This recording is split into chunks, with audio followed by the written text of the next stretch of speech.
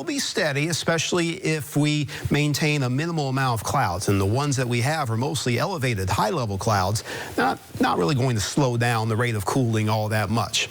Weak fronts across interior South Georgia. It's not really going to interact with the moisture that we do have, so I'm not concerned about pop-up showers or occasional thunderstorms. In fact, the first half of this extended weekend will be generally rain-free and generally hot in the afternoons. Here's how things play out in the forecast and focus. Areas of clear sky to greet you on your Saturday morning, so a visible sunrise without too much in the way of fog. We'll have light to calm conditions that eventually become more south and southwest when it comes to the wind flow.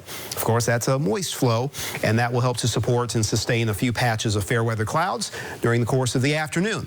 A little system in the central Gulf region can trigger some showers and storms. They can be a little more robust, if you will, across southern Alabama. But once they reach our local counties in the tri-state Lake Seminole area, they'll be diminishing and weakening. So there can be theoretically a couple showers around that area in our western sections for late tomorrow afternoon or the evening. Not really much to worry about or cancel your pool plans if you have such plans on your Saturday. Just about any time of day will be suitable to take a dip, but it'll be hottest, of course, in the afternoon. So mid-90s, even a few upper 90s. Having cool options is a cool thing to do, I would say. We do start to increase the moisture as the southwest wind becomes a little more prevalent into the last half of this Memorial Day weekend. So that means Sunday, more of a southwest flow. Front continues to meander to our north, but the extra moisture and temperature is still pretty hot. We do reach a level where a few pop-up showers and a couple of thunderstorms are possible. I'd say isolated in coverage for Sunday.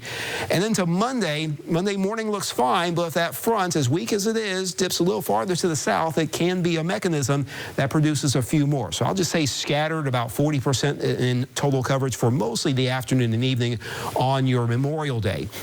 So, of course, that will need some fine-tuning over the weekend as far as exact timing, but we can't discount that possibility for afternoon and evening showers and storms.